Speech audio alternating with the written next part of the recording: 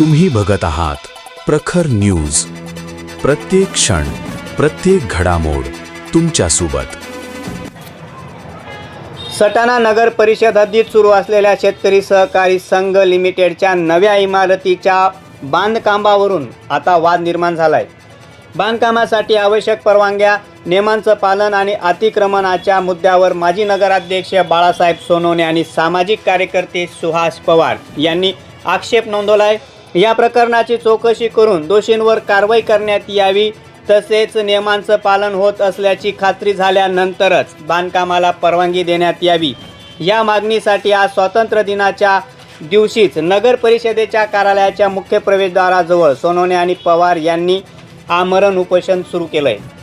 दरम्यान शेतकरी सहकारी संघाच्या संचालक मंडळाने कालच पत्रकार परिषद घेत बांधकामासाठी आवश्यक सर्व परवानग्या घेतल्या असून नियमांचं पालन केलं जात असल्याचा दावा केलाय. तसेच इमारत स्वतःच्या जागेतच उभारली जात असून कोणतेही अतिक्रमण केले नसल्याचे संचालक मंडळाकडून स्पष्ट करण्यात आलंय. मात्र बांधकामाची अधिकृत चौकशी करून वस्तुस्थिती समोर येईपर्यंत आंदोलन सुरूच ठेवण्याचा इशारा उपोषणकर्त्यांनी दिलाय. या संपूर्ण आंदोलनाचा ग्राउंड रिपोर्ट घेतला आहे आमचे प्रतिनिधी भगवान पवार आणि भैयासाहेब माळी यांनी. सटाणा नगर परिषदेच्या प्रवेशद्वारावरती एक आमरण उपोषण सुरू आहे. आज 15 ऑगस्ट आहे. स्वातंत्र्य दिनाच्या दिवशीच हे आंदोलन या ठिकाणी सुरू आहे, आपल्याला बघायला मिळतं आहे. माझ्या पाठीमागे आंदोलनकर्ते या ठिकाणी बसलेत. नेमकं यांच्या काय मागण्यात आणि कशासाठी आंदोलन सुरू आहे आपण त्यांच्याकडून जाणून घेणार आहोत. या आंदोलनामध्ये सटाणा शहराचे माजी नगराध्यक्ष बाळासाहेब सोनवणे आहेत आणि सामाजिक कार्यकर्ते सुहास पवार या आंदोलनासाठी बसलेत. बाकी सर्व त्यांना पाठिंबा देण्यासाठी गावातील नागरिक देखील उपस्थित आहेत. आपण त्यांच्याशी चर्चा करणार आहोत की नेमकं हे आंदोलन कशासाठी आहे आणि का आहे. दादा, नेमकं आपण आमरण उपोषणाला बसलात. आज भारताचा स्वातंत्र्य दिवस आहे आणि अशा दिवशी आंदोलनाला बसणं, नेमकं आपली अशी काय मागणी होती की आपल्याला या दिवशी आपल्याला आंदोलनाला बसावं लागेल? खरं तर माझ्या म्हणजे मी एक तर रिस्पेक्ट करणारा माणूस आहे भारतीय संविधानाला. 15 ऑगस्ट हा दिवस तसा तो स्वातंत्र्य सैनिकाचा दिवस होता, स्वातंत्र्य दिनाचा दिवस होता. आज आम्हाला अपेक्षित नव्हतं का आज आम्हाला बसण्याची वेळ ही आज येऊ शकते. पण नगरपालिका प्रशासन जुगास्थान कारभार आहे. त्यांनी जे गेलेल्या चुका आहे, चुकीचे परमिशन दिल्या, चुकीच्या ऑर्डर केल्या, त्यांनी अनाधिकृत बांधकामाला त्यांनी दुजोरा दिला, अनाधिकृत बांधकाम उभं राहण्यासाठी त्यांनी सवलती दिल्या. त्या संदर्भामध्ये आम्ही त्यांच्याकडनं माहिती अधिकाराची काही माहिती आम्हाला उपलब्ध झाली. त्या माहिती अधिकारामध्ये आम्ही त्यांना तक्रार अर्ज केले. त्यांच्याकडनं अपेक्षित होतं तक्रार अर्ज आमच्या 15 दिवसामध्ये त्यांनी खुलासा पंचनामा करणं अपेक्षित होतं. गेली 5-6 महिने त्यांनी तक्रार अर्ज कुठल्या प्रकारचा खुलासा केलेला नाही, पंचनामा केलेला नाही. त्याच्यावर कुठली पण MRT ऍक्ट नुसार जे नगर परिषदचा जो कायदा आहे त्याच्यानुसार त्यांनी कारवाई करणं अपेक्षित होतं. आमचा आरोप समजा केला तो खरा खोटा तो ठरवायचा त्यांचा अधिकार होता. त्यांनी MRTB ऍक्ट नुसार त्यांनी जर समजा पुढील 15 दिवसामध्ये संबंधित बांधकामाला विकासकाला एक नोटीस देणं अपेक्षित होतं MRTB कायदा 52 नुसार. तर तुम्ही हे काम आज करताय का त्याला लिगल परमिशन नाही किंवा तुम्ही त्या जागा वाइंडिंग मध्ये तुमचे क्षेत्र 815 रुपये जर जाणं अपेक्षित होतं, 15 मीटर 18 मीटर मध्ये तुमचा रस्ता वाइंडिंग होता, तिथं तुम्ही कुठल्या प्रकारे क्षेत्र सोडलेलं नाही. माहिती अधिकारात काय सांगतात की आज तागात नगरपालिका म्हणते आम्हाला ते जागा वर्ग झालेला आमच्याकडं अभिलेख पाहता माहिती आढळून आली नाही. याचा अर्थ जागा वर्ग झालेला नाही. आज तागा उतारा सातबारा पाहिला तर 8500 आहे, म्हणजे 5500 चौरस मीटरचा उतारा त्यांचा आहे. त्याच्यानुसार त्यांनी ते बांधकाम करायला सुरुवात केली. ती जागा सोडली नाही. त्यांच्या डिझाईन रेराकडनं आपण त्यांची डिझाईन उतरून घेतली, डाउनलोड करून घेतली. त्या डाउनलोड डिझाईन मध्ये त्यांनी स्पष्ट म्हणलं का आम्ही ओपन प्लेस 00 सोडलेला आहे. आम्ही बांधकाम केलं 55, आमच्याकडे 8500 आमचं क्षेत्र होतं आणि आम्हाला TLR मोजून दिलं ते 9599 झालं. आणि त्यानंतर आमचं रेडी पोझिशन 7820 होतं, म्हणजे 7820 नुसार आम्ही डिझाईन तयार केली आणि बांधकाम करू. आता शेजारी एका लगत त्यांनी रोड वाइंडिंग तर सोडलीच नाही, पण तिसऱ्या ठिकाणी एक मुस्लिम कब्रस्तान आहे. त्या मुस्लिम समाजाच्या कब्रस्तानचा एक शासनाने निर्णय केलेला आहे की सदर ठिकाणी बांधकाम करताना या गटापासून मुस्लिम समाजाच्या कब्रस्तानापासून ती पवित्र जागा आहे त्यांची, त्याच्यापासून 15 मीटर पर्यंत तुम्ही कुठल्याही बांधकामाला परमिशन देऊ नका. हे आज बांधकाम 6 मीटर जाऊन पोहोचलंय. मालेगाव रोडला बांधकाम 6 मीटर आहे, चौगाव रोडला बांधकाम 6 मीटर आहे. ही सगळी आमचा स्वतःचा काहीच नाही, सगळी माहिती अधिकारानुसार पुरावे आहेत, त्यांनी दिलेली माहिती आहे. त्यानुसार आम्ही त्यांच्याकडे तक्रारी केल्या. त्यांनी तक्रारीकडे दुर्लक्ष केलं. संबंधित लोकांनी काल आमच्या विरोधामध्ये पत्रकार परिषद घेतली. पत्रकार परिषद घ्यायचा त्यांचा कुठलाही राईट, त्यांना अधिकार त्यांनी 2021 मध्ये बाळगून म्हणजे त्यांनी वंचित झाले तिथून. त्यांनी 2021ला या पुण्याच्या विकासकाला एक अग्रीमेंट करून दिलं, जॉईंट व्हेंचर. त्याच्यामध्ये त्यांनी काय जनरल मुख्तार इथून पुढचे सर्व अधिकारी हे पुन्हा भारत प्रॉपर्टी ज्यांना राहतील. आता त्याच्यामध्ये फॉर्म दिले खाली पुन्हा, आम्ही म्हणतो पुन्हा, मग पुण्याचीच पार्टी येते. हे मग सांगतात जीवतून हे कळवणचे आहेत, हे सटण्याचे आहेत. आपण फॉर्म पुन्हा रजिस्ट्रेशन ऍड्रेस पत्रावर कुठं होते, पुण्याला होते. आम्ही पुन्हा म्हणतोय आम्ही कशाला जाऊ कळवणचे, आम्ही कशाला ते घरात चेक करायला जाऊ, आम्ही कशाला ते घरापर्यंत जाऊ. संबंधित पुढचे शेतकरी संघाचे जे काही डायरेक्टर, काल पत्रकार परिषद घेतली त्याच्यामध्ये मला वाळू माफिया म्हटलं, माझ्यावर केसेस आहे असं म्हटलं. तर वाळू माफिया मी जे होतो आहे यांनी प्रूफ करावं. त्यांना पूर्ण अधिकार आहे. भारतीय संविधान जसा मला अधिकार दिला तसा त्यांना अधिकार दिला. वाळू माफिया, मी माझ्या वडिलांनी माझा बंगला बांधला राहूर या ठिकाणी.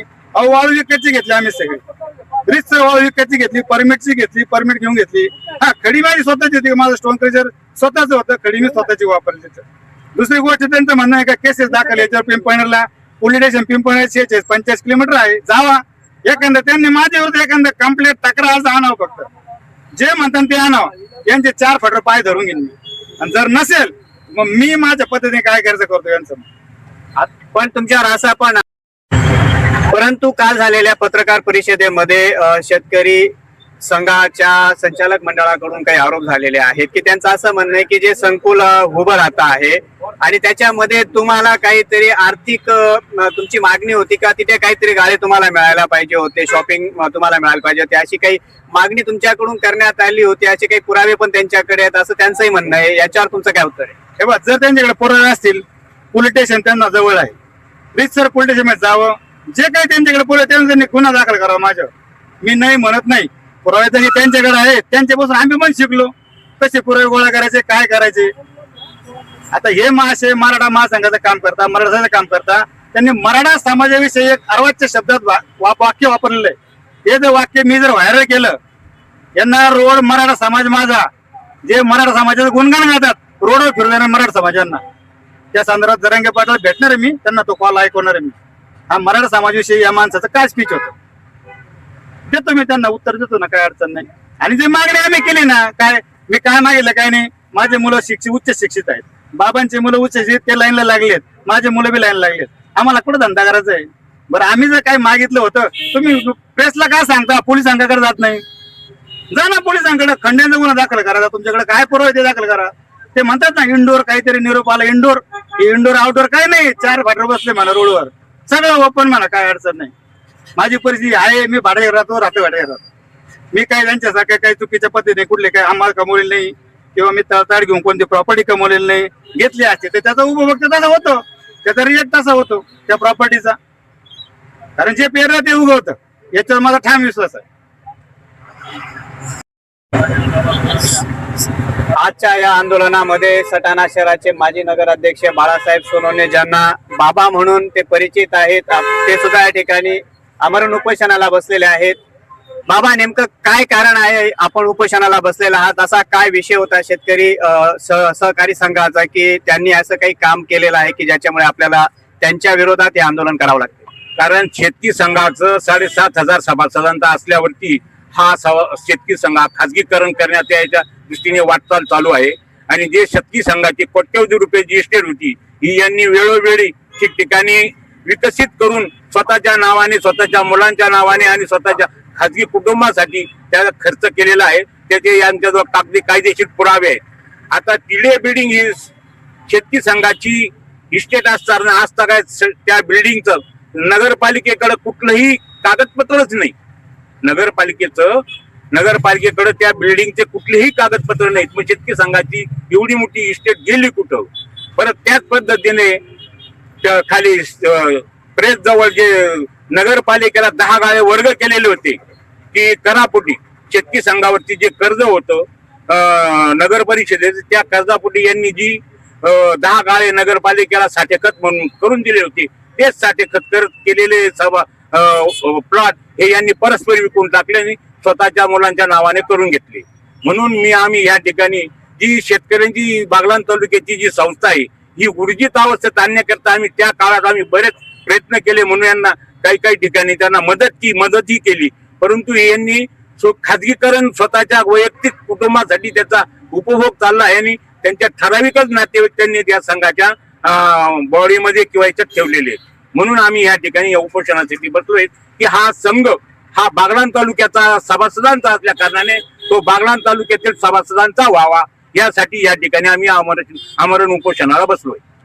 परंतु संबंधित त्या संचालक मंडळांचं असं म्हणणं आहे की ज्या काही परवानग्या बांधकामासाठी लागतात, जो काही रस्ता हस्तांतरित करण्याचा विषय आहे, त्या संदर्भात सर्व आम्ही कागदपत्र आणि दाखले आणि त्या संदर्भातले ज्या काही गोष्टी लागणार होत्या त्या आम्ही सर्व पूर्ण केलेल्या आहेत. परंतु काहीतरी आमिषापोटी तुम्ही हे आंदोलन करत आहात असं त्यांच्याकडून आरोप झाला, याच्यावर तुमचं काय उत्तर आहे? आम्ही आजपर्यंत मी 30 ते 40 वर्षापासून या नगर परिषदेमध्ये नगराध्यक्ष असताना या सटाणा शहरात असं एखाद्याने सांगून द्यावं की बाळासाहेब सोनवणेंनी या ठिकाणी यांची इतकी इस्टेट केलेली आहे, तितकी इस्टेट केली आहे. माझ्या बापदादाचीच इतकी इस्टेट आहे की मला लोकांकडनं घ्यायची काही गरज नाहीये. माझं जे आहे मलाच माझं सांभाळता येत नाहीये. तर म्हणून माझी एक विनंती आहे की त्यांनी असे काही बाबा प्रूफ असतील तर त्यांनी प्रूफ सादर करावेत, अन्यथा बाकीचा हा विषय त्यांनी संपवा. पण असं पण एक चर्चा चालू आहे सटाण्यामध्ये आहे आणि कालच्या झालेल्या पत्रकार परिषदेनंतर एक चर्चा पण सटाणा शहरामध्ये सुरू झालेली. काहीतरी तुमचा आणि त्या संबंधित संचालक मंडळ असेल किंवा तुमचा काही कौटुंबिक शेतीच्या रस्त्यावरून काही वाद सुरू आहे असे काही, त्यासाठी ही सर्व आंदोलन करण्याची दिशा ठरवली गेली असं म्हटलं जातं. कोर्टाचा विषय कोर्टात चालू आहे. सर्वात महत्वाचा मुद्दा असा आहे की ज्या शेतीच्या संदर्भात रस्त्याचा वाद आहे हो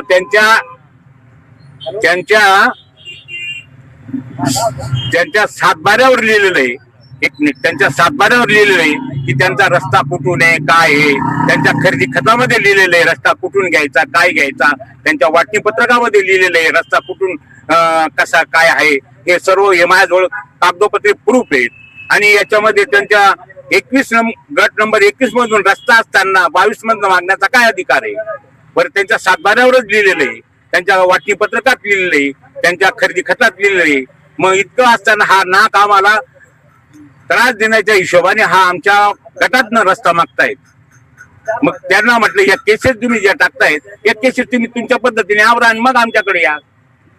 पण मग आता आणखीन एक मुद्दा पण समोर आलाय, तो म्हणजे खरेवाडीतला. तो नेमका काय प्रकार आहे आणि त्यालाच धरून काहीतरी पण हे आंदोलन केलं जाते का, त्यांना टार्गेट केलं जातंय असा आरोप आहे तुमच्यावर? एक महत्वाचा मुद्दा असा आहे, खरेवाडी ही या ठिकाणी ज्या बिल्डरनी घेतली त्या आमच्या कार्यकाळामध्ये तो बिल्डर आमच्याकडे आला. तो म्हणाला आम्हाला हे विकसित करण्यासाठी हे करायचंय. तर म्हटलं तुम्ही इथं 40 समाजाचे लोक आहेत, म्हटलं 40 जातींचे लोक आहेत. हे जे लोक तुम्ही त्या लोकांना जर प्राधान्य देत असाल, त्यांना जर तुम्ही त्या जमिनी देत असाल तर तुम्हाला मी मदत करायला तयार आहे. मग त्या लोकांनी मग मला सांगितलं की ठीक आहे बाबा म्हणे, तुम्ही सांगाल तसं म्हणे. तर मग त्या बिल्डरनी ज्या लोकांना जे रहिवासी 40 ते 50 वर्षाचे होते त्यांना त्यांनी त्यांच्या पद्धतीने ज्यांच्या ताब्यात जेवढी जमीन होती ती त्यांना त्यांच्या हिशोबाने देऊन टाकली. तर त्या ठिकाणी यांना घ्यायची होती, यांना त्या ठिकाणी घ्यायची होती. त्यामुळे ज्या मालक होता त्या मालकांनी यांना दिली नाही, त्याच्यामुळे तो राग आमच्यावर काढतात. पण ह्या ठिकाणी सर्व समाजातील तेली, तांबोळी, मुसलमान, मारवाडी असा एकही समाज नाही की या खरेवाडीमध्ये नाहीये. या ठिकाणी 40 जातीचे लोक या ठिकाणी राहतात व ज्यांचे घरं होती त्या हिशोबाने त्यांना त्या बिल्डरनी त्यांच्या हिशोबाने त्यांना देऊन टाकली. कारण ते 40 वर्षाचे भाडेकरू असल्या कारणाने त्यांना देऊन टाकली. त्याला माहिती होतं हे 40 वर्षाचे भाडेकरू आहे ते आपल्याला काही खाली करता येणार नाही. मग आम्ही त्यांना हे सांगितलं तुम्ही त्या माणसांना जर मदत करत असाल तर आम्ही तुम्हाला मदत करू. हा विषय खरेवाडीचा आहे. म्हणून मी असं समजतो की माझ्या कार्यकाळात मी एक चांगलं काम केलं की 40 लोकांना 40 जातींना या जमिनी खरेदी करून घ्यायला मी बिल्डरला भाग पाडलं. त्याच्यामुळे यांचा माझ्यावरती राग. आता सध्या हे जे आंदोलन सुरू आहे या आंदोलनाचा शेवट कसा होणार आहे, आपली शेवटची भूमिका काय असणार या आंदोलनासंदर्भात? या आंदोलनामध्ये आमची शेवटची भूमिका हीच आहे. शेतकरी सहकारी संघ हा बागलाण तालुक्याचा असल्या कारणाने हा बागलाण तालुक्यातील सभासदांचा व्हावा हीच आमची इच्छा आहे. हा कोणी खाजगीकरणाचा वैयक्तिक कौटुंबिकांचा होऊ नये किंवा ठराविक नातेवाईकांचा होऊ नये ही अशी आमची इच्छा आहे.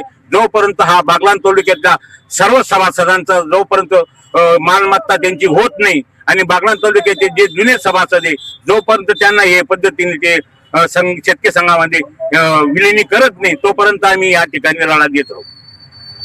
सध्या सटाणा शहराच्या नगरपालिकेच्या प्रवेशद्वारावर सुरू असलेलं हे आमरण उपोषण आहे, ज्याच्यामध्ये सामाजिक कार्यकर्ते बसले. शेतकरी सहकारी संघाच्या बेकायदेशीर बांधकाम आणि सदस्य त्या ठिकाणी असलेले सभासद कमी करण्यात आलेले आहेत, या संदर्भात घेऊन एक आंदोलन चालू आहे. सत्ताधारी जो संचालक मंडळ आहे त्यांचा देखील त्यांच्यावर आरोप आहे, यांचे देखील जे उपोषण करते त्यांचे देखील एकमेकांवर आरोप आहे. याचा शेवट कसा होणार आहे हे पाहणं सर्वात महत्वाचं ठरणार आहे. या आंदोलनाची आपण प्रत्येक घटनेची अपडेट घेणार आहोत. त्यासाठी तुम्ही बघत राहा प्रखर न्यूज 24 महाराष्ट्र. भगवान पवार सह मी भैयासाहेब माळी, सटाणा.